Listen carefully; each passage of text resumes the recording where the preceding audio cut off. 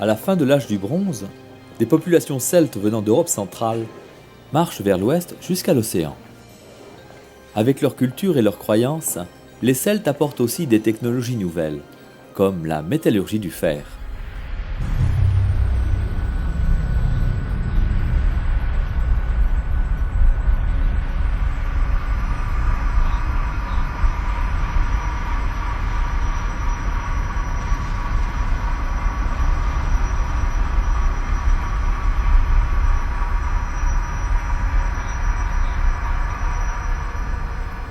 Par ailleurs, pour la fabrication du bronze, les Méditerranéens, Grecs, Phéniciens et Étrusques, multiplient leurs contacts avec l'Armorique, où ils s'approvisionnent toujours en étain.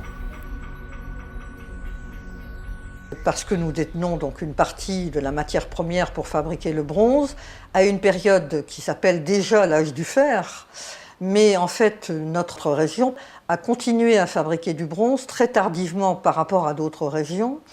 Et en fait, alors que d'autres régions sont déjà dans de la fabrication du fer, nous, il faudra attendre à peu près 450 avant Jésus-Christ pour réellement se mettre à fabriquer de l'outillage en fer.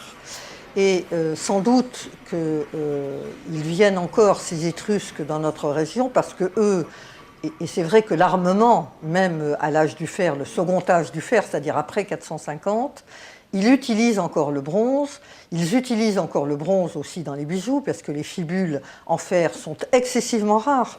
Et on continuera à fabriquer des fibules en bronze très tardivement, même à la période gallo-romaine, bien évidemment.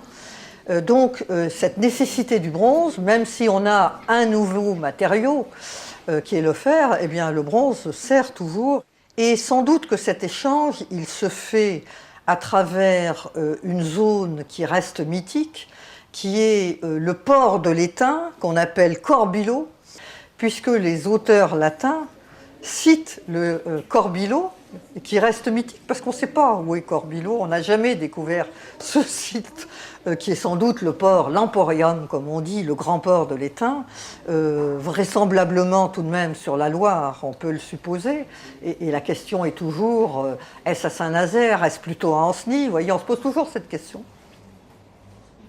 En Étrurie, ils n'ont pas d'étain, donc ils ont dû sans doute échanger, soit l'étain directement, soit du bronze sous forme de lingots, et en échange, ils amenaient sans doute d'autres pièces, puisqu'on est sur des périodes où ne se pratique que le troc, on n'a pas encore de monnaie, hein, c'est que du troc. On échange et on se déplace de façon lointaine avec des objets que l'on va échanger contre autre chose.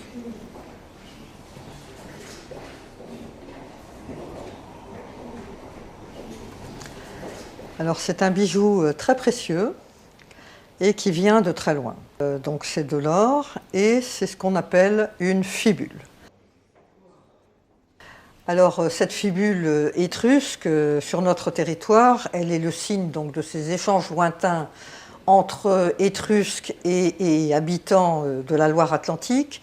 Elle est découverte au XIXe siècle, exactement en 1852. Par Fortuné Parenteau, qui est le premier conservateur du musée archéologique. Quand il la découvre, il n'est pas encore conservateur, c'est juste avant. Il la trouve donc à Saint-Philbert, dans un vase, avec des bracelets et des monnaies. Alors une fibule, c'est une épingle à nourrice, et c'était un bijou qui servait à attacher les vêtements. On a une aiguille qui vient rentrer tout simplement dans le pied, comme une épingle de nourrice. Ce bijou n'a pas pu avoir une utilisation quotidienne parce qu'il est trop petit et que pour tenir des vêtements, il se serait abîmé très vite, trop fragile. Il vient du monde funéraire et il ne sert que dans le monde des défunts. Cette fibule provient d'Italie centrale, de Vulci, au-dessus de Rome, hein, en plein monde étrusque, et où il y avait un centre de fabrication de ces fibules particulières en or, fibules donc consacrées au monde des morts. Et généralement, ce type de toutes petites fibules sont au nombre de au moins 4 ou 5, les unes sous les autres, et sont sur les vêtements du défunt, mais les unes en dessous des autres.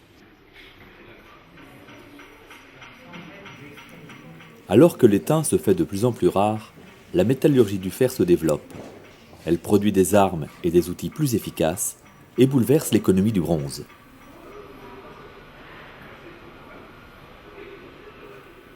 Le plomb remplace alors l'étain dans un bronze dévalué que l'on retrouve dans les dépôts de nombreuses haches inachevées, seulement utilisables peut-être comme moyen d'échange avant l'arrivée des premières monnaies.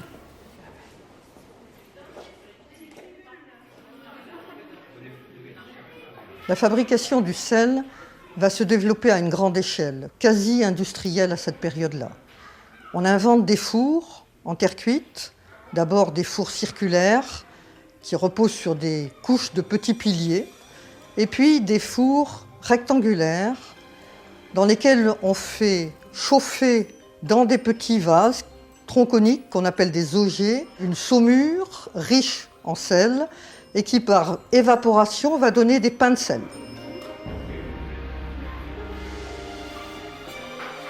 Avant la conquête romaine, l'apparition de la monnaie venue des pays méditerranéens est la preuve de l'importance des grands échanges qui se pratiquent dans cette région et notamment sans doute avec le sel, notre or blanc local.